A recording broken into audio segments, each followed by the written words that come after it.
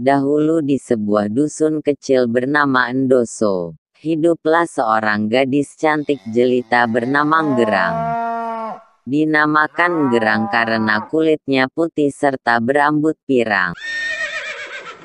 Gerang dipercayakan sebagai hasil dari perkawinan silang resmi antara manusia dengan makhluk halus dari alam lain. Dalam bahasa setempat dinamakan Kakartana atau darat atau juga disebut Atapelsina. Ayang Gerang bernama Awang dan ibunya bernama Hendang. Henedang ibundang Gerang dipercayakan berasal dari alam lain atau darat atau Kakartana dalam bahasa setempat. Namun, Putri Gerang ditinggalkan ibunya semasa dia masih balita bukan karena meninggal secara jasmania melainkan karena Ayang Gerang, Awang telah melanggar pantangan sebanyak 3 kali.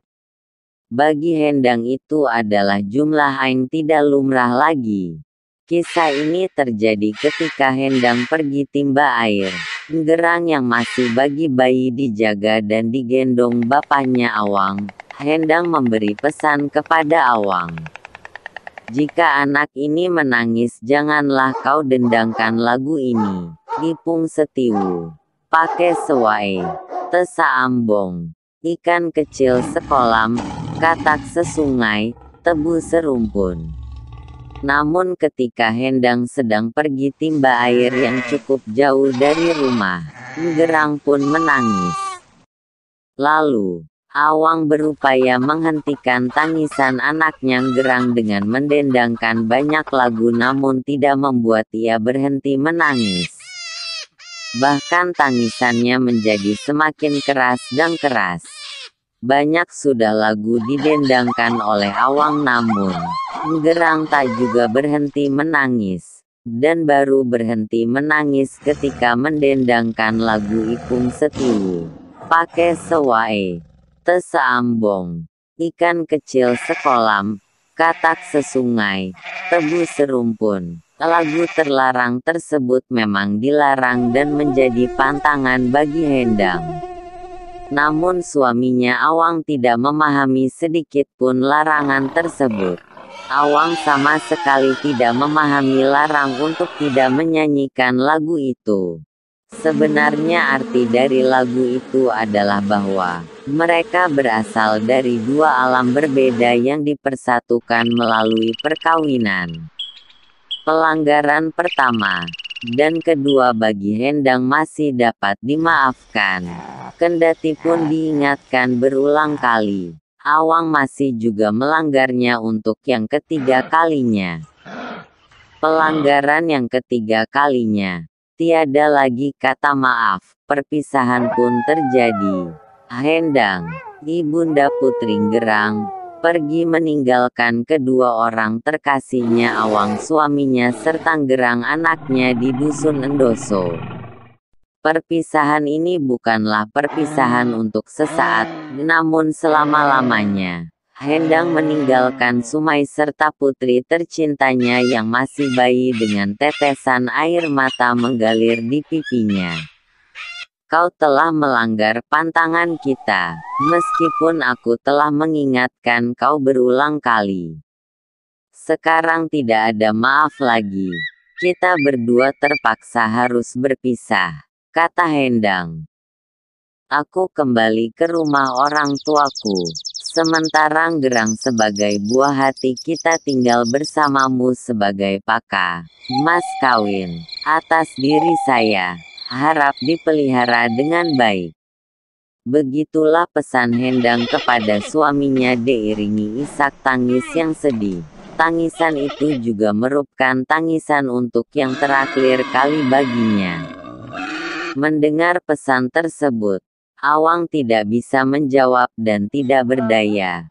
Karena seketika itu Hendang berubah wujud menjadi seekor nepa, ular sawah. Dan ketika dipegang sangat licin, sehingga dengan mudah ia pergi meninggalkan dusun Endoso, untuk selamanya.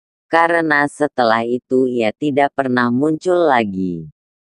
Sepeninggal ibunya Hendang, Putringgerang diasuh oleh 4 saudaranya, 1 laki-laki dan 3 wanita, anak dari istri ayahnya yang pertama bernama Tanah. Ayahnya beristri 2 yaitu Hendang yang berasal dari alam seberang dan Tanah manusia biasa. Pada saat Putringgerang menginjak usia remaja, kecantikannya semakin terlihat dan sangat memikat banyak hati para pemuda. Karena kecantikannya yang tiada taranya itu, banyak raja-raja ingin meminangnya, di antara Mori Reok atau Raja Reok dan Raja Cibal. Meskipun banyak raja-raja yang meminangnya yang tidak hanya kaya tapi juga berparas menawan, Gerang menolaknya tanpa syarat. Tak satu pun di antaranya dapat memikat hatinya. Bahkan Raja Bima dari pulau lain yang sedang berkuasa kala itu yang terletak di ujung timur Pulau Sumbawa. Pulau berbeda dengan Gerang. Gerang gadis cantik nan aneh ini memang memiliki sesuatu yang ajaib dalam dirinya. Ini memang sangat mungkin karena memang dia adalah hasil dari perkawinan. Tentang Raja Bima, konon ceritanya ia selalu melihat cahaya yang terpancar ke langit yang berasal dari daerah Manggarai. Cahaya tersebut sesungguhnya berasal dari kulit emas Putringgerang yang tumbuh pada punggung bagian atas, berbentuk bulat dan besarnya seukuran bulatan matagung. Sultan Bima pun mengutus seorang abdi kerajaan bersama beberapa orang prajurit kerajaan ke Manggarai yang terletak di ujung barat Pulau Flores guna melacak cahaya tersebut. Setelah dilacak dan yakin cahaya tersebut dimiliki oleh seorang putri cantik dan masih remaja bernama Gerang yang tinggal di Dusun Endoso. Selanjutnya Sultan Bima mempersiapkan diri untuk berangkat ke Manggarai untuk meminang Putringgerang. Ketika Sultan Bima tiba di Endoso, meskipun masyarakat menerimanya dengan baik, namun sangat disayangkan, ketika Sultan Bima menyampaikan isi hatinya untuk meminang Putringgerang yang cantik dan masih remaja itu, Gerang menolaknya tanpa syarat. Raja Bima menjadi sakit hati dan dendam kepada Gerang lantaran cintanya ditolak putri oleh Gerang tanpa syarat. Raja Bima lalu mengancam dengan mengirimkan magic ke Dusun Endoso. Seluruh Dusun Endoso diselimuti awan tebal kehitam-himan. Fenomena ini pun hingga saat ini masih dikenal dengan sebutan Rewung Takitana literally. Jika Gerang tidak juga sedia menerima pinanganku, awam ini tak akan berhenti. Ancam Mori Dima atau Raja Bima. Bagi orang setempat fenomena awan tebal yang menyentuh tanah itu sangatlah membahayakan kehidupan mereka. Karena mereka tidak bisa berbuat apa-apa dalam kondisi salam seperti itu. Oh, Molas Gerang, terimalah saja lamaran itu supaya awan ini segera hilang dan kami bisa bekerja lagi, jeritan penduduk setempat. Namun bagi Gerang, awan tebal itu bukanlah apa-apanya. Ancaman demi ancaman tak digubris oleh Putringgerang hingga akhirnya Raja Bima tak sabar lagi ingin membunuh Putringgerang.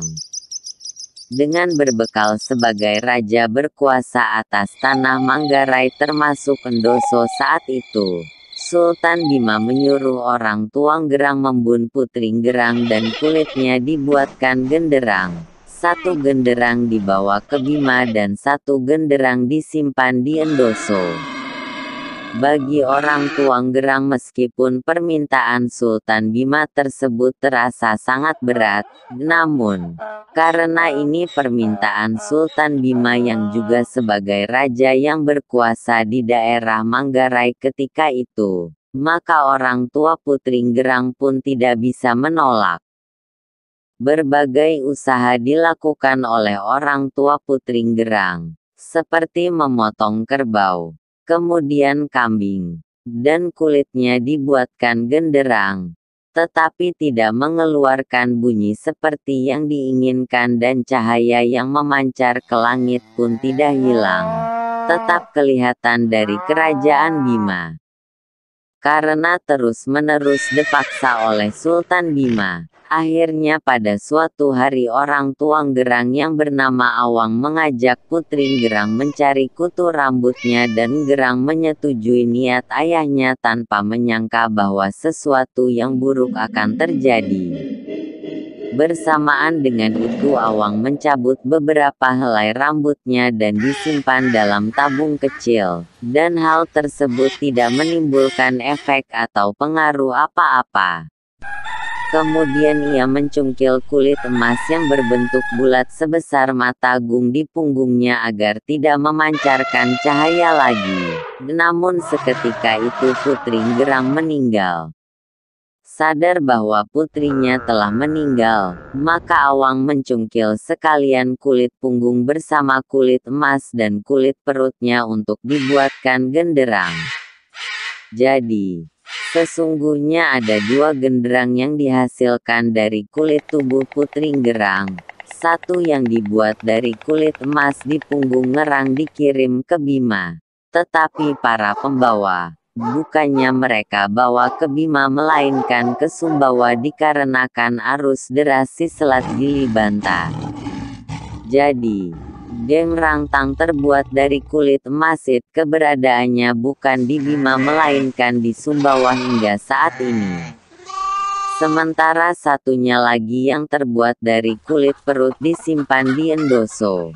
Namun, selang beberapa hari setelah Gerang meninggal, beberapa pemuda dari Todo dengan rombongan yang cukup banyak datang ke Endoso meminta genderang tersisa itu dengan paksa, dan sebagian kulit emas dari punggung ditanamkan di Bukit Tingku Romot dekat Reo.